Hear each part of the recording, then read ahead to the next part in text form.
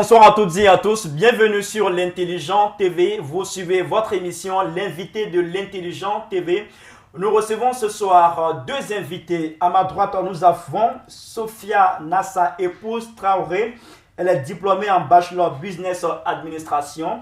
Elle est coach en Talent Management et fondatrice de Propel Formation qui œuvre dans les ressources humaines et l'orientation des carrières professionnelles. Bonsoir. Bonsoir. Merci d'avoir accepté notre invitation. Merci.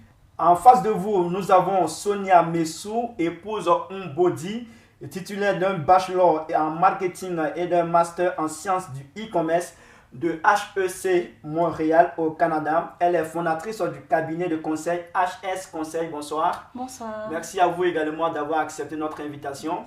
Alors, à toutes les deux, je vous dis merci. Merci pour le choix de l'Intelligent TV pour communiquer sur votre événement. Alors, Sophia, dites-nous en quoi vont consister les ateliers de l'excellence. Alors, la première édition des ateliers de l'excellence, c'est un moment de formation pour les diplômés, pour les entrepreneurs, pour les professionnels, afin de pouvoir les outiller en fait dans leurs différents domaines d'activité. C'est aussi un moment de networking, comme on dit, pour agrandir son réseau.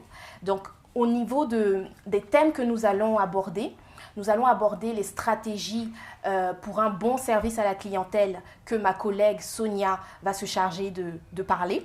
Et moi, je vais aborder tout ce qui a trait vraiment à la carrière et au développement et comment justement s'orienter dans sa vie professionnelle. Sonia, dites-nous, qu'est-ce qui vous a poussé, sinon motivé à vous mettre ensemble pour offrir aux Ivoiriens les ateliers de l'excellence? Ce qui nous a motivés à nous mettre ensemble, c'est déjà parce que nous avons les mêmes objectifs, nous avons la même vision, qui est d'apporter notre pierre à l'édifice dans le développement de notre pays. Et nous comptons le faire en aidant les gens à se développer dans leur domaine de carrière. Et pour cela, on va s'appuyer sur nos domaines d'expertise, à tout un chacune. Et quels sont vos domaines, les domaines d'expertise dont vous parlez? Mon domaine d'expertise, c'est le service à la clientèle, la gestion de la clientèle et tout ce qui est en rapport avec les clients. C'est vraiment mon domaine de prédilection, je dirais. C'est bien noté. Pour vous qui avez étudié et travaillé à l'international, quel constat faites-vous de l'environnement professionnel en Afrique et particulièrement en Côte d'Ivoire? Pour ce qui est de l'environnement professionnel en Afrique et en particulier en Côte d'Ivoire, je dirais que c'est très différent de l'Occident, que j'ai beaucoup côtoyé. Déjà ici, le constat est clair, c'est que les jeunes sur le marché du travail, ils ne savent pas vraiment comment s'insérer. Donc l'insertion est difficile. Et selon moi, la raison principale de cela, c'est que les jeunes ne sont pas vraiment orientés professionnellement. Et quand ils sont orientés professionnellement, ça se fait vraiment très tard. Un peu à l'opposé de ce qui se passe dans les pays occidentaux comme le Canada. Très tôt déjà, à partir de 16 ans, les jeunes sont sur le marché du travail, donc ils ont l'opportunité de côtoyer un peu les réalités de ce marché, donc d'adapter un peu leur démarche par rapport à leur projet de carrière, leur projet de formation, et puis à partir de 25 ans, 30 ans, de vraiment savoir dans quoi ils veulent rester pour la plupart de leur temps. Alors avec vous, on va parler du système éducatif ivoirien, voire francophone. Que pensez-vous de ce système? Est-ce qu'il répond aux besoins? C'est une très très bonne question parce que moi j'ai eu à faire les deux systèmes, donc je dirais même les trois. J'ai fait le système français, le système ivoirien, mais aussi le système nord-américain qui est complètement différent du système ici. Donc moi je dirais déjà pour commencer, il faudrait comprendre que le système ivoirien prend sa base sur le système français. Ça c'est la première chose. Et dans le système français, en fait, on privilégie les diplômes. Donc, quelqu'un qui a un master, quelqu'un qui a une licence, c'est vraiment cette personne-là qu'on met en avant parce que c'est ce qui est privilégié. Chez les Nord-Américains, c'est toute la différence. C'est qu'on privilégie l'expérience d'abord. Donc, que tu aies 40 000 masters, le plus important, c'est vraiment de pouvoir avoir de l'expérience pour être un peu plus efficient au travail très rapidement. Et donc, pour moi, pour notre pays, en fait, qui a beaucoup de métiers informels, je trouve que ce n'est pas très adapté de se concentrer sur uniquement les diplômes pour pouvoir avancer dans le milieu professionnel. Il faut se concentrer sur quoi? En fait, pour moi, je pense qu'il faudrait privilégier les formations courtes, avoir des certificats un peu plus courts qui permettent directement en fait à la personne de s'insérer rapidement dans le milieu de l'emploi en fait. Ok, on reste toujours avec vous, Sophia. Qu'est-ce qu'il faut, sinon qu'est-ce qu'il faudrait pour amener les étudiants à trouver leur voie sur le plan professionnel?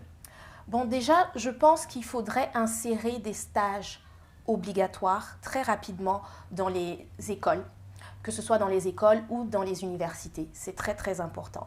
Aussi, favoriser les foires à l'emploi pour pouvoir en fait permettre à l'étudiant de connaître en fait les métiers. J'ai déjà vu plusieurs personnes, plusieurs étudiants, des diplômés qui ne savent même pas où se situer en fait.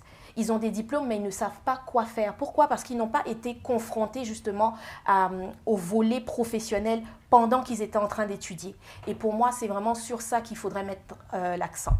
Alors Sonia, pensez-vous qu'en Côte d'Ivoire, les entreprises mettent un accent particulier sur le service à la clientèle? Vous qui êtes de ce domaine-là.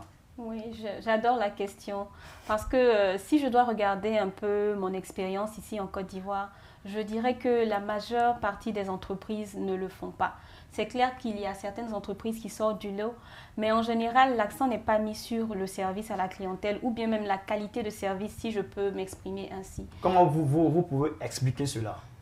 Selon moi, ce qui explique cela, c'est que les gens n'ont pas ce que je dirais, que j'appelle et que j'enseigne même dans mes formations, la culture client, qui est de voir en fait l'importance du client, ce que le client représente, pas seulement à l'instant T quand il rentre en contact avec vous, mais sur toute une année. Donc la valeur d'un client, elle n'est pas seulement ponctuelle, mais c'est une valeur qui s'étend dans le temps. Donc les gens ne considèrent pas les clients comme une source en fait, une source précieuse en fait intarissable de revenus.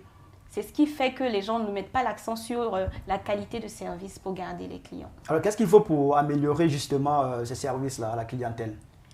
Déjà, la première des choses, c'est de sensibiliser sur la culture client. Parce qu'il y a beaucoup de personnes qui ne savent pas c'est quoi la culture client. Sensibiliser sur ça et aussi sensibiliser sur l'importance et les bienfaits de celle-ci. Parce que la culture client, c'est très rentable. C'est quoi la culture client? La culture client, c'est vraiment toute notre set de pensée par rapport au client. Comment est-ce qu'on valorise le client? Comment est-ce qu'on le voit? Comment est-ce qu'on lui donne de l'importance? C'est ça la culture client. Ensuite, il faudrait adopter cette culture-là au sein des entreprises. Il faudrait que les gestionnaires, les responsables, le management décident d'adopter cette culture-là et aussi ensuite donner les outils au personnel pour réellement travailler sur leurs compétences comportementales et psychosociales qui permettront de développer à l'interne la culture client pour avoir de meilleurs résultats au niveau de la rentabilité de l'entreprise et aussi au niveau de la satisfaction des clients. Sophia, dites-nous, c'est quoi l'intérêt de participer à un tel événement dénommé les ateliers de l'excellence qui seront à leur première édition? C'est quoi l'intérêt? Quel bénéfice on peut en tirer? Ben en fait, le bénéfice sera très grand parce que moi, je crois au transfert de connaissances. C'est important d'être formé. Donc, avant de se mettre même dans le marché de l'emploi, il est important de connaître ce marché-là. Donc, pour ma part, pour une personne qui est soit entrepreneur ou une personne qui est diplômée ou une personne même qui est salariée, cette personne doit comprendre qu'elle a besoin de certains outils pour pouvoir mieux mener, en fait, pour mener à bien, je dirais, son cheminement professionnel. Donc, pour moi, la personne a tout à gagner, en fait, à être là. Alors, nous sommes presque au terme de cette émission. Quel appel avez-vous à lancer à l'endroit de tous ceux qui nous suivent en ce moment? Ben, je dirais tout simplement, si tu es une personne qui aime bien travailler, qui veut aller à l'excellence, si tu es une personne qui a besoin de se démarquer, qui a besoin de se faire connaître dans la société, et lorsque je dis connaître, ce n'est pas spécialement d'influencer ou quoi que ce soit, c'est vraiment de pouvoir prendre au sérieux son domaine d'activité et faire le pas de plus, je t'invite à venir à l'atelier. Votre mot de la fin également? Bon, pour mot de fin, je veux dire, venez, Déjà, la plupart des places sont prises, mais ne vous inquiétez pas, on prévoit d'autres éditions pour les ateliers de l'excellence. Donc, restez à l'écoute et puis on se dit à très bientôt pour la suite. Déjà, la prochaine édition, ça sera quand? C'est chaque 2 ans ou chaque année? Non, pas du tout. On a prévu vraiment les faire assez fréquemment. On n'a pas encore de date officielle, mais ça ne serait tardé. Merci à vous d'avoir accepté notre invitation. Merci et puis nous vous souhaitons bonne chance pour la première édition de cet événement. Nous vous souhaitons également de bien rentrer chez vous à la maison. Merci beaucoup. Merci à vous de nous avoir suivis. C'était l'émission L'invité de l'Intelligent TV. Nous vous souhaitons bonne suite des programmes sur l'Intelligent TV. À très bientôt.